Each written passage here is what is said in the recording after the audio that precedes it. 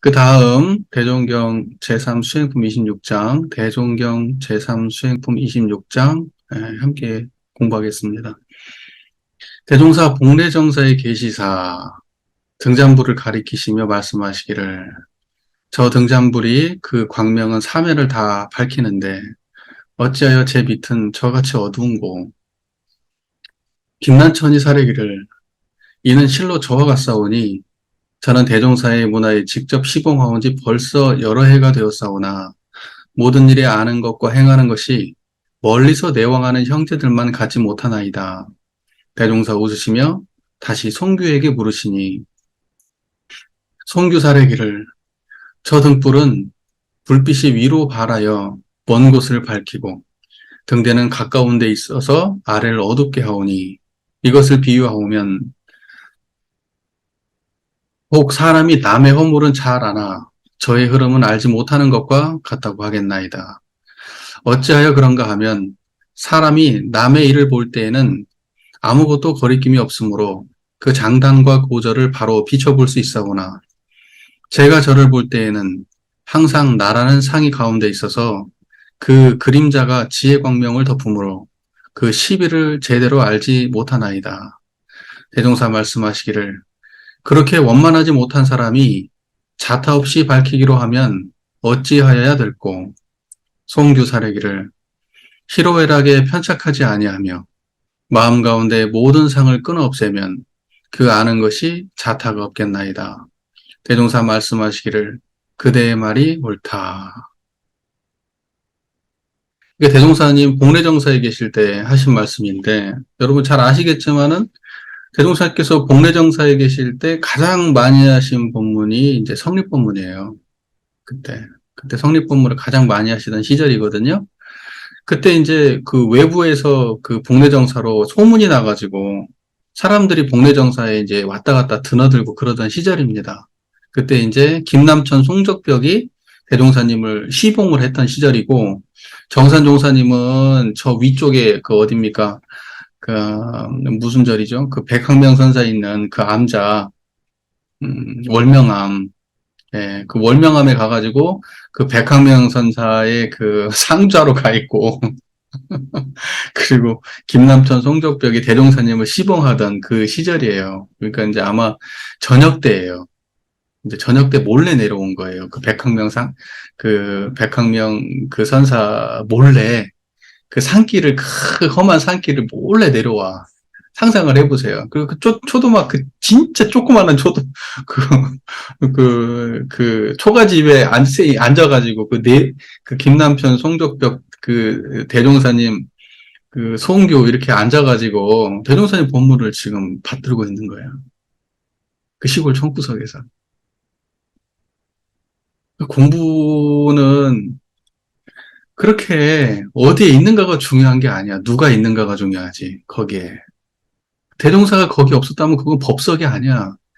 아무리 대단하고 뭐 위대하게 차려놓은 법상이라도 거 올라가서 설법하는 사람이 허접하면 그 허접한 법상, 거기는 도량인 거예요. 아무리 가난하고 허접해 보이는 도량이라도 거기에서 설법하는 사람이 위대하면 거기는 위대한 그 도량이 되는 거예요. 그걸 잊으면 안 돼요. 성자가 있냐 없냐. 거기가 성지고 성지 아니고 그 차이가 있는 거예요. 그리고 거기서 몇 명한테 설법했냐가 중요하지 않아. 그 설법의 내용이 겁나게 좋아. 겁나 훌륭해. 근데 그걸 글로 딱 적었잖아요? 그러면 경전이 되는 거예요. 경전은 다 그렇게 만들어지는 거예요. 다 편편 법문들이 모여져서 경전 한 권이 되는 거예요. 주제별로. 자, 보세요. 자, 지금 대종사께서 복례정사에 제자들과 앉아가지고, 그 몇 대 안 되는 제자들과 앉아가지고, 대종사님은 지금 공부 모임을 하는 거예요, 저녁에. 자, 근데 등잔불이 이렇게 켜져 있죠, 밤이니까. 상상이 되죠? 정산종사님 밤에 내려오셔가지고 같이 이렇게 앉아있는 거 상상이 되잖아요? 이렇게, 그러니까, 아, 저 등잔의 광명은 사면을 다 밝히는데 어째 저 밑은 저렇게 어두운가. 자, 그 남천이 이렇게 얘기하죠? 아, 대종사 문화에서 이렇게 오랫동안 내가 대종사께서를 모시고 있는데, 내가 저 멀리에서 왔다 갔다 하는 형제들보다 내가 부족합니다. 이제 이렇게 이야기를 해요. 예, 그것이 이제 자기 이제 요것을 갖다 요 등잔에 대한 당신의 감상이죠. 나의 부족하다. 내가 가까이서 대동산인을 모시지만 내가 등잔 이렇게 있고 밑에가 좀 어두운데 나는 등잔에 가까이 있잖아. 근데 나는 어둡다 이거야.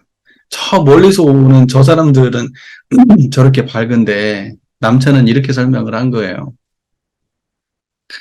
자, 그런데 송규는 이렇게 설명을 하죠.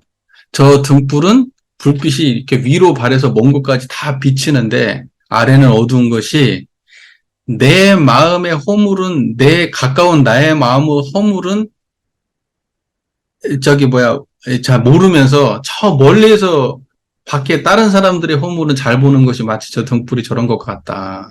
이렇게 설명을 한 거죠. 재밌죠? 여러분들 어떠십니까? 남의 허물은 잘 보고 자기 허물은 잘 못 보십니까? 저는 제 허물을 너무 잘 보고 살았습니다. 그동안에. 예, 자기 허물에 집착했던 사람 1인이에요. 저는. 아까 말했잖아요. 저는 다른 사람한테 관심이 없어요.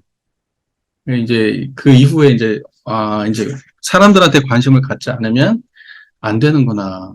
이게 결과적으로 대종사께서도 다 사람을 통해서 법을 전하셨고, 이게 다 어찌 보면은 표현이 좀 그렇지만 사람 장사인데, 법 장사라는 게 사람 장사거든요. 우리가 건물을 남기는 게 아니더라고. 나중에 지나고 보니까 사람 남기는 거더라고. 그러니까 법문을 담지한, 법문을 깨달아서 실천하는 사람을 남기는 거더라고. 그래서 그것이 남지 않으면 사실은 교단의 맥이 끊어진 거예요. 건물이 있고 돈이 있고 뭐가 있어도 그건 의미가 없는 거지. 껍데기만 있는 거지. 근데 대종사님의 법이 어딘가에 살아 숨쉬면 한 사람이 살아 있어도 그것은 법맥을 잇고 있는 교단이 되는 거야. 그러니까는 결과적으로 사람 장사더라고. 그래서 저도 생각을 바꿨어요. 사람 장사해야 된다. 공부 모임 하는 것도 사실 그래서 하는 거예요. 이제는 사람이 귀해. 저한테. 사람이 귀하다. 결국 사람 남겨야 된다. 그렇게 생각을 바꿨는데, 그전에는 제가 사람한테 관심이 없어요. 그러니까는 문제를 봐도 항상 저는 제 문제밖에 안 보여요. 왜 나는 이렇게 공부를 못하지? 왜 나는 깨달음이 없지?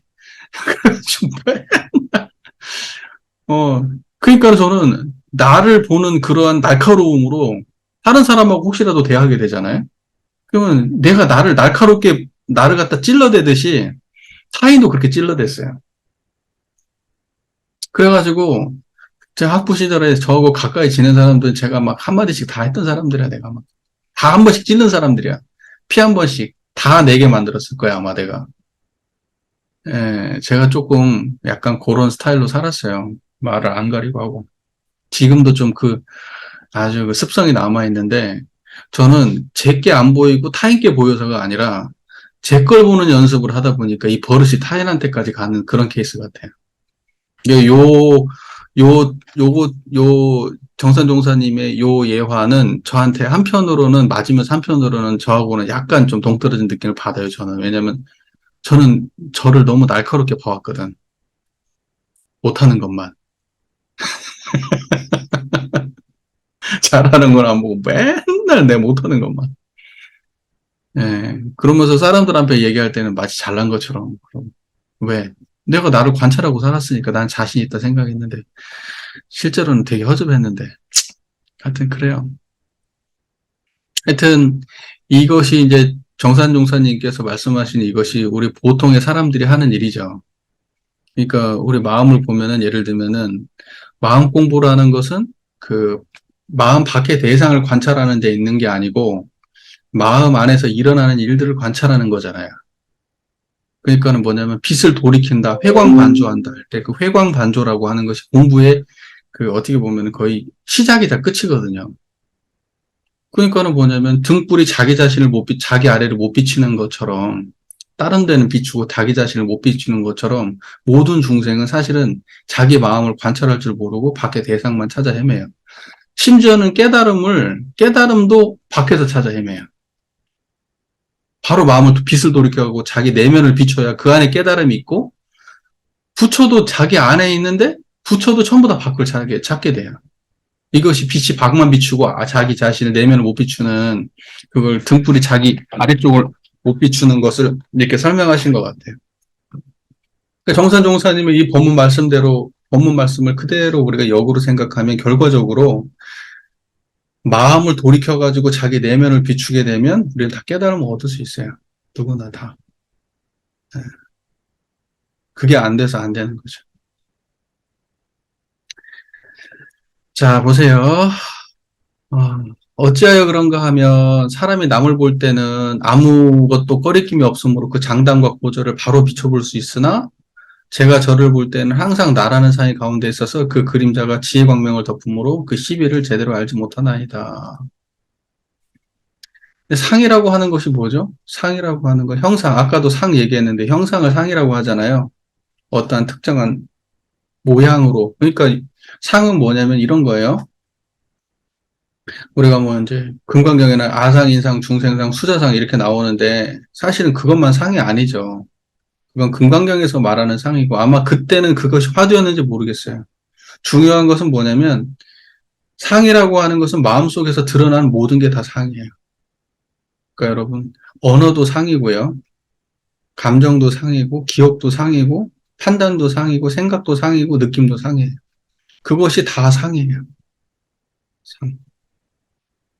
그러면 우리는 상을 봅니까? 항상? 상만 보죠. 상만 보죠. 그리고 그것을 본다는 건 뭐예요? 눈앞에 대상을 보는 거죠.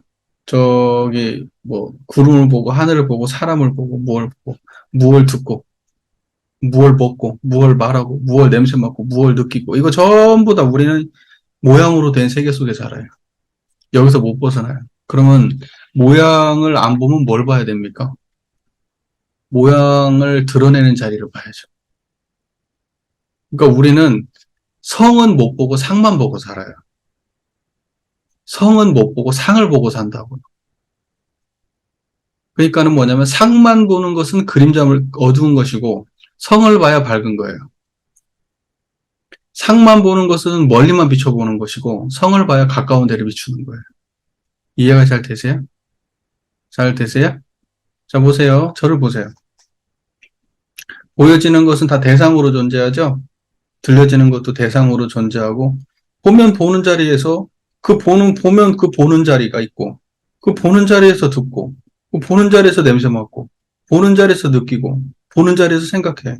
그러니까는 이 모든 상을 경험하고 있는 그 한 자리가 있어요. 그 배경이. 모든 상을 경험하는 모든 상이 나타나는 배경이 있다고. 그 배경을 보면은 그게 밝은 거예요. 이제 그걸 못 보면 어두운 거예요. 이해가 잘 되시죠? 이 말 어려워요? 어려워요? 쉬워요? 쉽지. 네. 자, 보세요.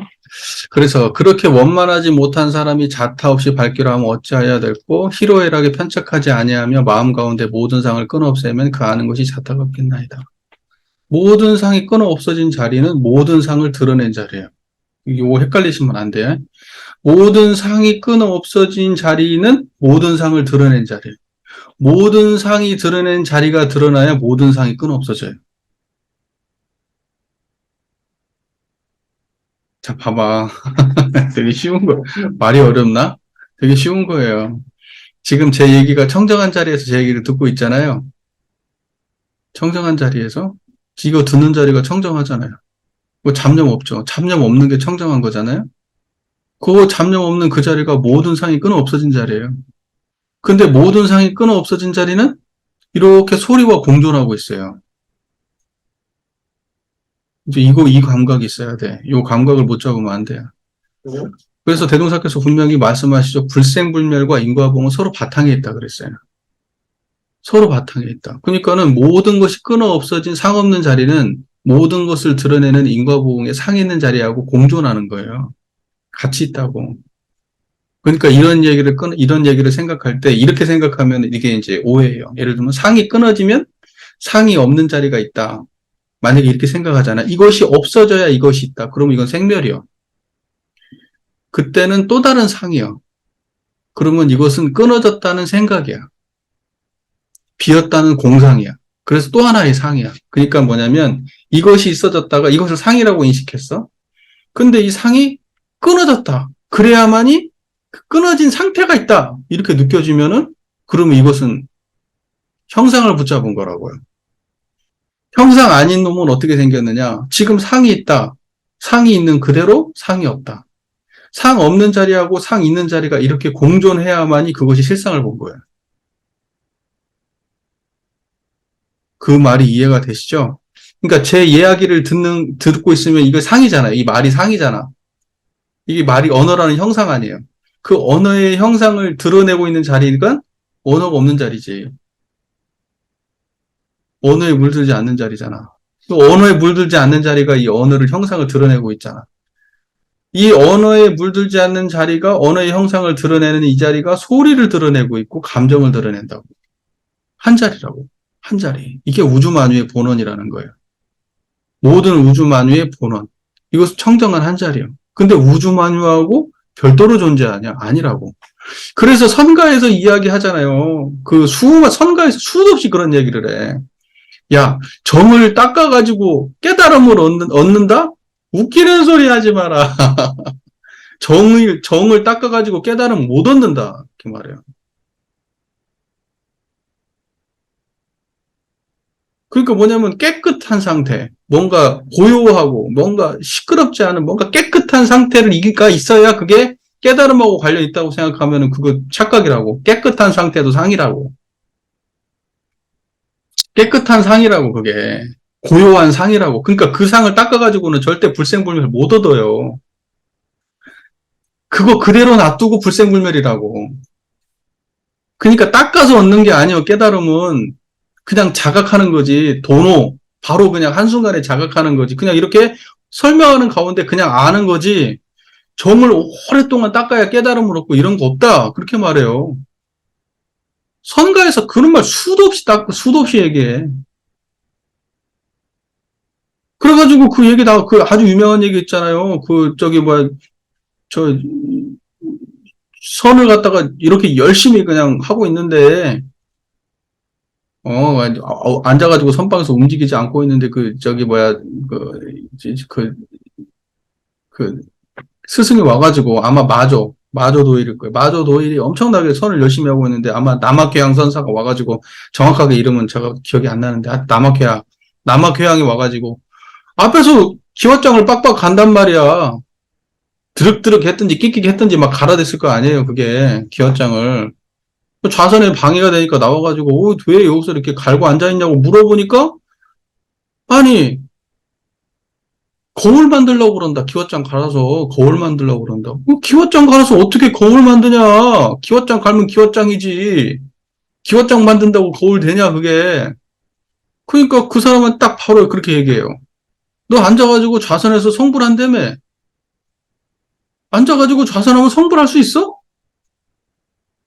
우리는 생각할 때 앉아서 좌선하면 성불할 것 같잖아.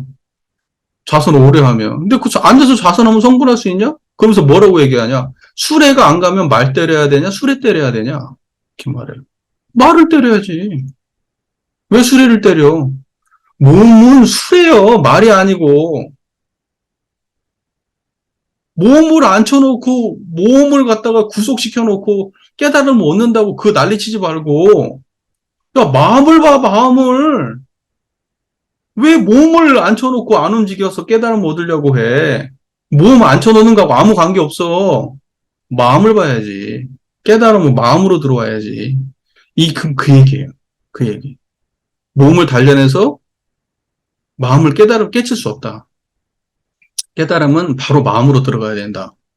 우리가 예를 들면 상을 취해가지고는 절대 깨달음을 얻을 수 없다. 상을 버림으로써, 상을 없앰으로써 깨달음의 경지가 드러난다고 생각하면 이건 또 다른 상이다. 그러니까 정을 닦아가지고, 고요함을 닦아가지고 깨달음을 얻을 수 없다. 고요함을 닦으면 또 고요함을 닦아가지고 고요함에 머무르면 그것도 또 다른 상이다. 이렇게 말하는 거예요. 그러니까 청정한 이것은 고요함도 아니에요. 설명하자니 고요하다고 말하지 번뇌가 없으니까 고요하다고 말하는 것 뿐이지 고요한 것도 아니야. 무슨 말인지 이해가 되시죠? 그래서 공이라고 설명해. 그럼 공이면 비어야 되는데 이건 빈 것도 아니야. 뭔 말인지 이해가 되시잖아요, 이게. 그래서 우리가 그 보는 실상이라고 하는 것은 반드시 불생불멸과 인과보응이 바탕에 있어. 변함없는 자리. 생멸, 보는 거, 들리는 거, 수많은 형상이, 모양이 왔다 갔다 해도 변하지 않는 모양이 있다고. 그 불생불멸상을 알아야 돼. 근데 이제 불생불멸상을 못 보고 인과보응의 형상, 인과보응의 형상만 보고 앉아있으면 그 깨달음 못한다고. 그러니까 인과보응의 형상의 어떤 부분도 깨달음하고 관계가 없어. 불생불멸하고는.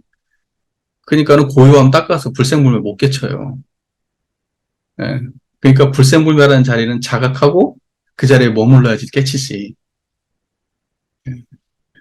그러니까는 뭐냐면요. 모든 상을 끊어 없애면 그 자타가 없겠나이다 할 때 그 상을 끊어 없앤다는 것은 생멸적으로 이걸 없앤다 이런 느낌이 아니라 그 상 없는 자리를 자각한다 이렇게 봐야지.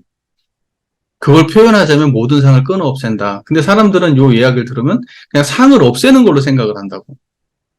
근데 상이 없어지냐고. 우리가 육군 동작을 안 하고 사는 날이 없는데 뭔 말인지 이해가 되시죠? 상은 안 없어져. 우리가 살아있는 한은 이 육군을 가지고 살아서 움직이는 한은 상은 안 없어져. 그러니까 상을 없애가지고 깨달음을 얻으려고 하면 안 된다고. 예, 그냥 상이 드러나는 그 자리를 봐야 돼.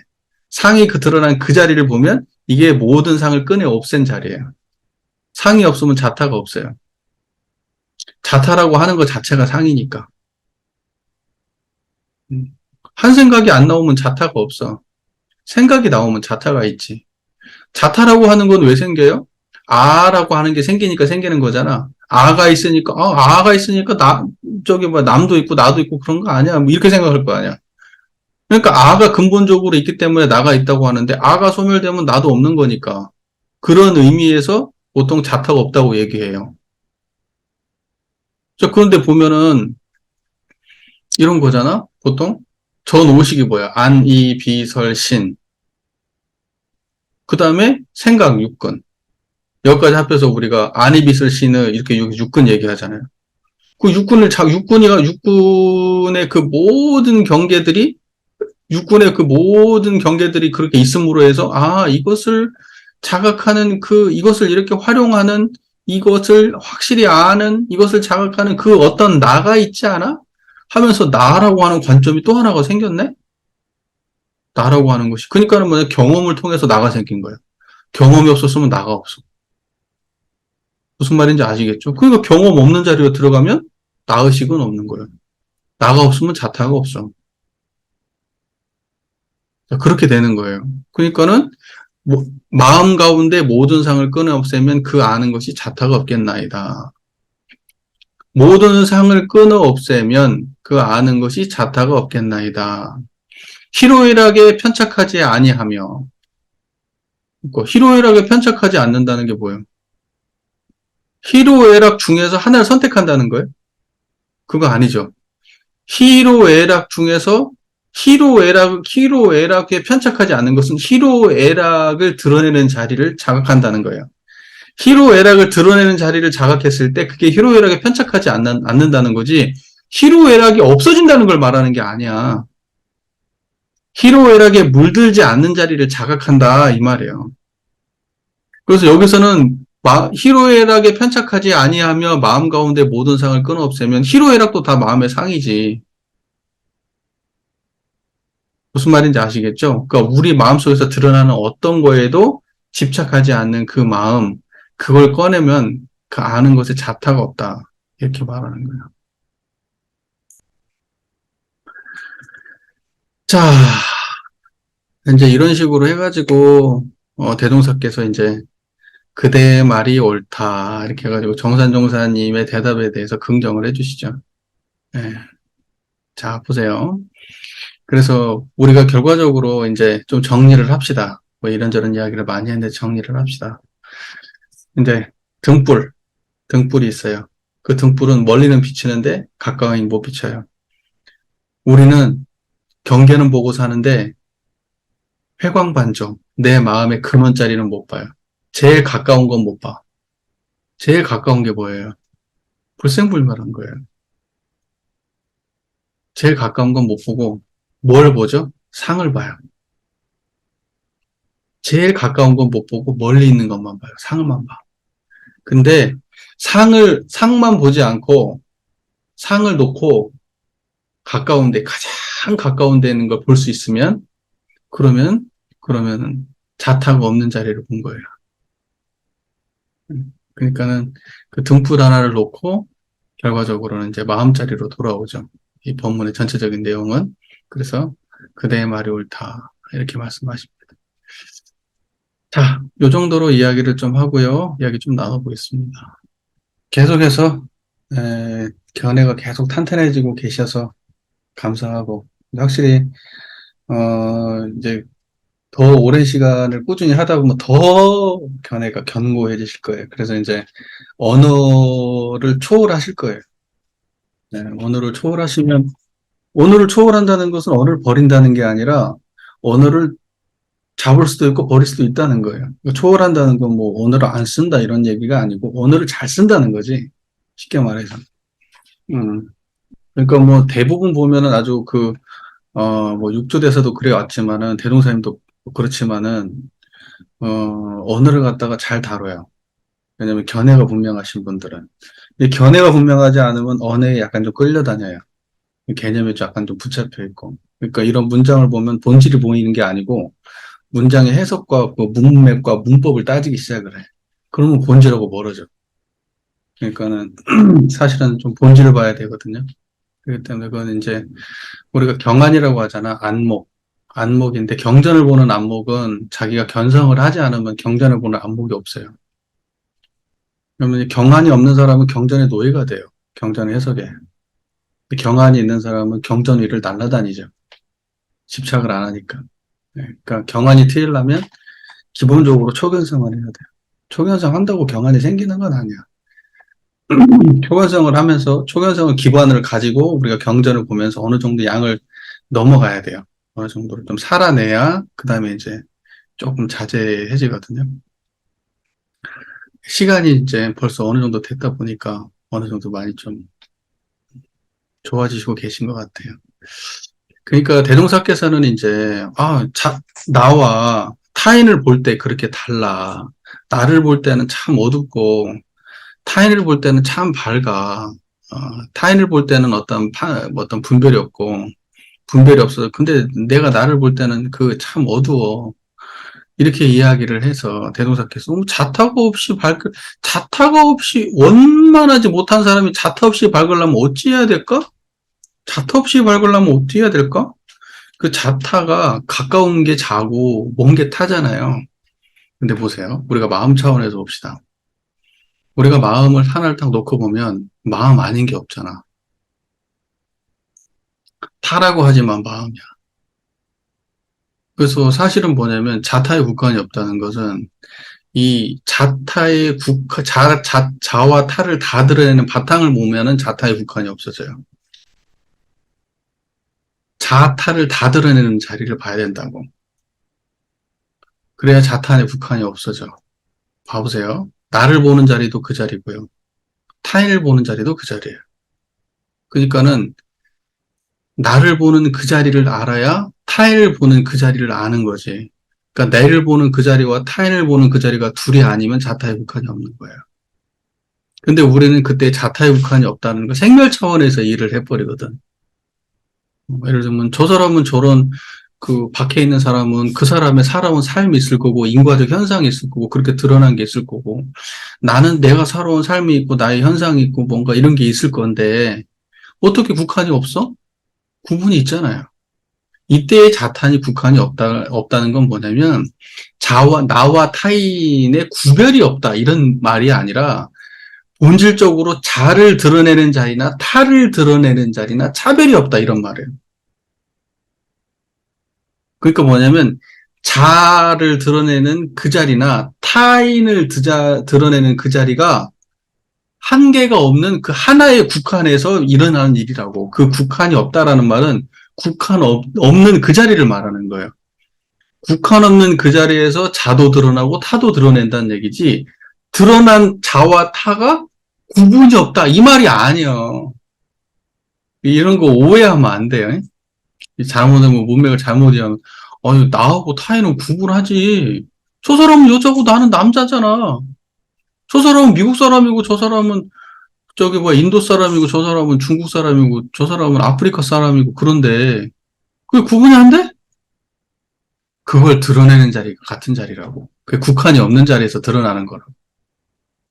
그게 자타의 국한이 없는 거라고. 이 말 명확하게 이해하셔야 돼요. 애매하게 이해하지 마시고.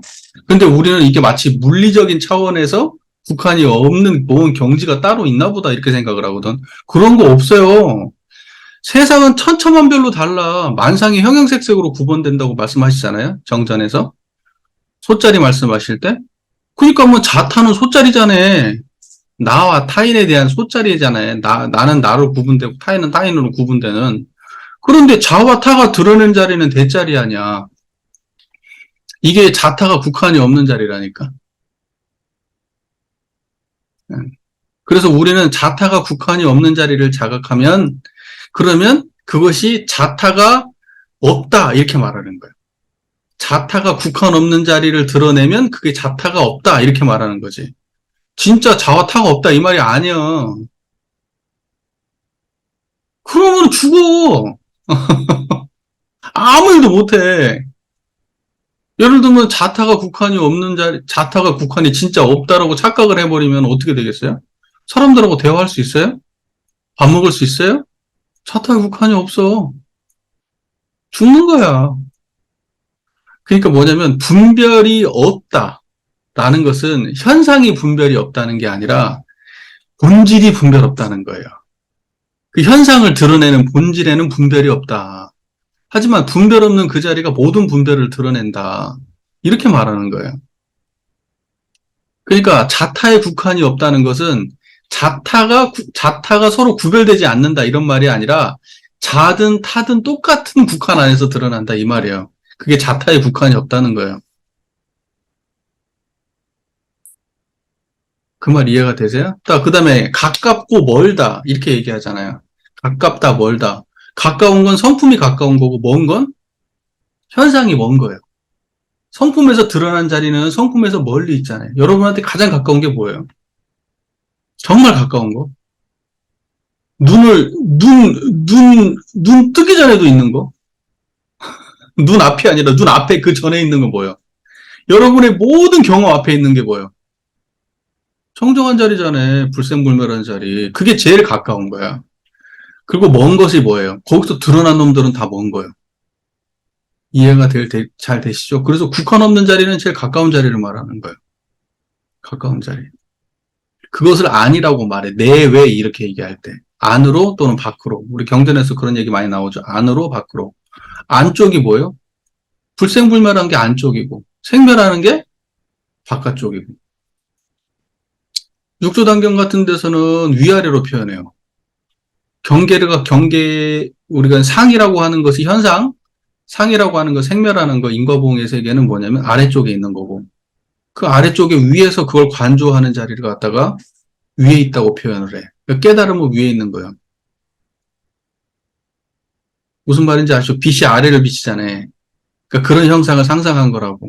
근데 체험 안에서도 보면, 그래서 체험 안에서 우리가 표현할 때 여러 가지 표현을 하는 거예요. 가깝다 또는 멀다. 이거 잘 들으세요. 예? 이런 식의 표현이 많아요. 가까운 것은 불생불멸이고 먼 것은 인과보응이야. 그 다음에 빠르다, 느리다. 빠른 것은 불생불멸이고 느린 것은 인과보응이에요. 번갯불 같이 알아야 된다. 뭐 이런 표현을 쓴단 말이에요. 그러면 그것은 이 자리를, 청정한 자리를 말하는 거야. 그 다음에 안쪽, 바깥쪽. 그 다음에 위쪽, 아래쪽. 그 다음에 속, 바깥. 또는 안쪽, 반대쪽으로 또 안쪽이라고 설명하기도 해. 생각의 안쪽, 감정의 안쪽, 이렇게 설명하기도 해. 그러니까 설명에 대해서는 여러 가지 설명이 존재하는데 본질을 알면 다 무슨 말인지 알아요. 뭔 말인지 이해되세요? 그 말이? 본질을 알면 이해가 되고 본질을 모르면 안쪽은 뭐 바깥쪽은 뭐 이게 위쪽은 뭐고 아래쪽은 뭐 이렇게 되는 거예요. 아시겠잖아요. 네. 또 밝다 어둡다 이렇게 얘기하는 거예요. 그럼 빛이라고 얘기하지. 불생불멸한 건 빛이야. 그래서 모든 걸 다 비춰. 그래서 밝은 거예요. 그런데 생멸하는 놈은 붙잡히면 아무것도 안 보여. 그거밖에. 그래서 어둡다고 말해. 그래서 빛과 어둠이야. 그 다음에 또 철학적으로는 본질과 현상이라고 표현을 해. 본질. 본질은 현상이라고 하는 것은 항상 본질 안에서 구현되는 거거든. 본질을 떠난 현상은 없어. 그 드러난 것은 현상이라고 하고 현상을 드러내는 그걸 본질이라고 말해. 보통 이제 철학에서 일반론으로 쓸 때는 존재가 있어, 존재. 존재라는 말은 드러난 놈들을 존재라 그래.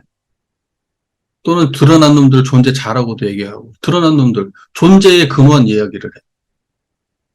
존재의 본질. 그러면 그 드러난 놈들의 본질이 뭐냐고. 요걸 다룰 때 요걸 형이상학이라고 말해. 철학에서는. 그러니까 내가 이야기하고 핵심은 뭐냐면 여기서 이야기할 때 이러한 법문을 볼 때 예를 들면 가까운 쪽이 뭐냐고. 촛불에서 이렇게 등이 있어. 등은 이제 하나의 형상이죠. 눈에 보이는 형상이고 이것이 우리 이제 그 깨달음의 장으로 가져와가지고 그러면 등이라고 하는 것은 등이 이 어두운 쪽이 가까운 쪽은 어둡고 밝은 저기 밝은 쪽은 멀다 이렇게 얘기할 때 우리 중생들은 어디에 밝냐 그러면 상에 밝다. 그리고 어디에 어둡냐? 가까운 쪽이 어두워. 뭐에 어두워? 성에 어둡다. 그러니까 불생불멸은 어둡고 인과보응엔 밝은 거야. 이렇게 이해를 해보면 된다고요. 간단하다고. 그러니까 불생불멸과 인과보응을 알면 그런 식의 해석이 가능해지는 겁니다. 그리고 자타가 없는 자리라는 것은 청정한 자리를 말하는 거예요. 자든 타든 그건 전부 다 현상이에요. 그러면 그거 마음 아니야? 뭘 얘기해도 마음 작용이지. 타를 이야기해도 마음 작용이고. 그러니까 우리는 자 따로 있고 타 따로 있는 것 같지만 따지고 보면 한 마음밖에 없어. 자든 타든 마음 하나에서 드러나는 일이야. 그러니까 바탕을 보면 자타가 없는 자리를 본 거야.